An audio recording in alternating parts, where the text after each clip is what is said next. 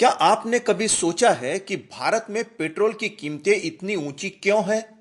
आज अगस्त 2025 में जब देश भर में औसतन पेट्रोल रुपए 101 प्रति लीटर बिक रहा है, तो पाकिस्तान में यही दाम रुपए 80 और बांग्लादेश में रुपए 85 के आसपास है। पिछले एक साल में कच्चे तेल की कीमतें लगभग 30% तक गिर गई है, पर भारत में पेट्रोल के दाम जस के तस बने हुए हैं। आखिर ऐसा क्यों? इसका कारण क्या है? आइए विस्तार से और तथ्यों के साथ समझते हैं। वीडियो को अंत तक जरूर देखिए ताकि आप जान सके कि कीमतें कम होने की संभावना क्या है और आम आदमी को इससे राहत मिल सकती है या नहीं। जय हिंद साथियों, करियर मेधावी के प्लेटफॉर्म पर मैं विजय आपका स्वागत करता हूं, जहां हम देश की सुरक्षा, विदेश नीति, अर्थव्यवस्था, भू राजनीति और आम जनता से जुड़ी हर खबर को आसान भाषा में समझाते हैं।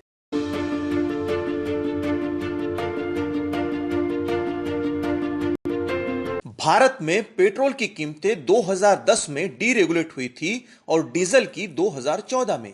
डीरेगुलेशन का मतलब है कि अब कीमत सरकार तय नहीं करेगी, बल्कि इंटरनेशनल मार्केट्स तय करेंगे।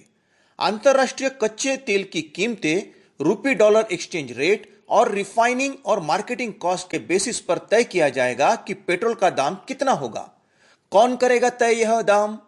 OMCs, oil marketing companies. यह ओएमसीज है Indian oil corporation, Bharat petroleum और हिंदुस्तान पेट्रोलियम इत्यादि, जो सऊदी अरेबिया, यूएस और रूस जैसे देशों से क्रूड ऑयल खरीदती है। खरीदने के बाद वो इसे रिफाइन करती है और पेट्रोल डीजल बनाकर पेट्रोल पंप में बेचती है। अब देखा जाए तो पेट्रोल पंप पर जो कीमतें हैं वो इंटरनेशनल क्रूड ऑयल कीमतों के साथ बदलती रहनी चाहिए, पर ऐसा होता नहीं। सरकार और ओएमसीज के बीच में एक अलिखित करार है कि रिटेल प्राइसेस ज्यादा बढ़ने और घटने नहीं चाहिए। यह इसलिए है क्योंकि दुनिया के दोलायमान हालातों में अगर इंटरनेशनल क्रूड की कीमतें बढ़ जाती है तो इसका बोझ आम उपभोक्ता पर न पड़े, इसलिए सरकार ओएमसीज को दाम बढ़ाने नहीं देती, और अगर घट जाते हैं तब भी वो उनको स्थिर रखने कहती है ताकि पिछला या भविष्य के संभावित नुकसान को भरा जा सके। इससे सरकार का भी अच्छा फायदा होता है क्योंकि यह सारी ऑयल मार्केटिंग कंपनीज अधिकांश रूप से सरकारी आधिपत्य में आती है।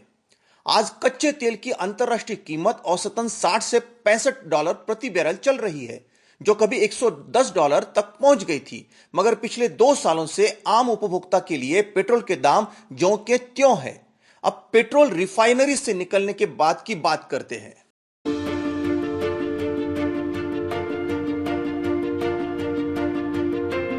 भारत में पेट्रोल की कीमतें बढ़ने में सबसे बड़ा रोल टैक्स का है। पेट्रोल की बेस कीमत यानी जिस रेट पर यह रिफाइनरी से निकलता है लगभग 40 रुपए प्रति लीटर है। केंद्र सरकार की एक्साइज ड्यूटी औसतन 17.5 रुपए प्रति लीटर है, जबकि राज्य सरकार का वैट या सेल टैक्स कुछ राज्यों में 25 से 35% तक यानी 15 रुपए से 35 रुपए प्रति लीटर है। इसमें डीलर कमीशन करीब 3.5 रुपए प्रति लीटर अलग से जोड़ लीजिए। कुल मिलाकर देखें तो टैक्स मिलाकर पेट्रोल के दाम का 55 से 60% सिर्फ सरकार को जाता है। यानी अगर आप 100 रुपए का पेट्रोल खरीदते हैं तो रुपए 55 से 60 टैक्स है।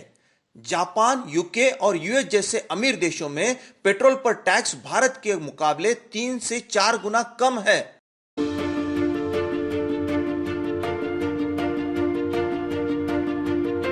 भारत अपनी जरूरत का 85% से ज्यादा कच्चा तेल विदेशों से खरीदता है। इस विदेशी निर्भरता के चलते अंतर्राष्ट्रीय मार्केट में दाम बढ़ते ही भारत में सीधा असर पड़ता है। ऊपर से कच्चा तेल डॉलर में खरीदा जाता है। इसका मतलब रुपया जितना गिरता है पेट्रोल अपने आप महंगा हो जाता है, भले ही अंतर्राष्ट्रीय कीमतें वही बनी रहे।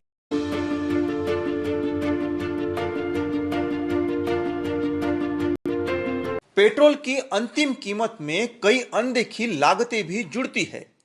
ट्रांसपोर्टेशन और डिस्ट्रीब्यूशन कॉस्ट, हर लीटर पर यह करीब 2 रुपए से 3 रुपए होती है। डीलर कमीशन, पेट्रोल पंप चलाने वाले को लगभग 3.5 रुपए प्रति लीटर कमीशन मिलता है। स्टोरेज, रिफाइनिंग, लॉजिस्टिक जैसे खर्च भी इसका हिस्सा है।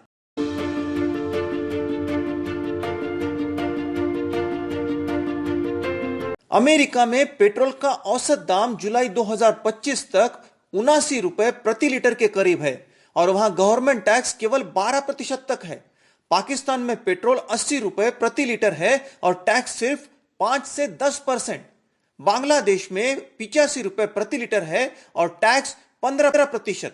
भारत में पेट्रोल 101 रुपए प्रति लीटर औसतन है और टैक्स है करीब 55 से 60%। अमेरिका, पाकिस्तान और बांग्लादेश में टैक्स भारत से कम है, इसलिए वहां पेट्रोल आम जनता को सस्ता मिलता है। नेपाल और भूटान जैसे देश जो भारत पर पेट्रोल के लिए निर्भर है, उनके भी दाम 70 रुपए प्रति लीटर से कम है।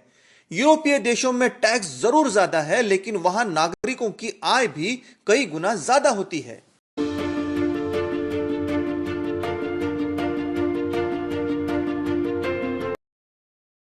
जब तक भारत का भारी भरकम टैक्स स्ट्रक्चर कम नहीं होता, रिलीफ मिलना मुश्किल है। सरकार कई बार पेट्रोल को जीएसटी के दायरे में लाने की बात करती है, जिससे टैक्स घट सकते हैं, लेकिन अभी तक ऐसा नहीं हुआ। अगर डॉलर के मुकाबले रुपया मजबूत हो जाए और अंतरराष्ट्रीय कीमतें घटे तो भी फायदा मिल सकता है। पेट्रोल की खपत घटाने के लिए इलेक्ट्रिक वाहन या क्लीन फ्यूल भी एक रास्ता है, लेकिन भारतीय रास्तों पर अब बड़ी संख्या में इलेक्ट्रिक वाहन दौड़ रहे हैं। साथ ही माननीय गडकरी जी ने पेट्रोल में 15% इथेनॉल ब्लेंडिंग भी करा दी, जो साल के अंत तक 20% हो जाएगी। तो हमारा सवाल बस यही है कि आम उपभोक्ता को, आपको इसका फायदा कब मिलेगा। तो साथियों, कुल मिलाकर भारत में पेट्रोल के महंगे दाम की सबसे बड़ी वजह है टैक्स का बोझ, विदेशी तेल पर निर्भरता, कमजोर रुपया और अन्य डिस्ट्रीब्यूशन लागतें और ओएमसीज की डीरेगुलेशन में अपारदर्शिता। जब भी आप अगली बार पेट्रोल पंप पर जाए तो जान ले कि आपके 100 रुपए में से 55 से 60 रुपए सरकारी खजाने में जाते हैं। क्या आप चाहते हैं पेट्रोल सस्ता हो? नीचे कमेंट करें अपनी राय, वीडियो को शेयर और चैनल को सब्सक्राइब करना न भूलें। मिलते हैं अगले वीडियो में, तब तक के लिए जय हिंद।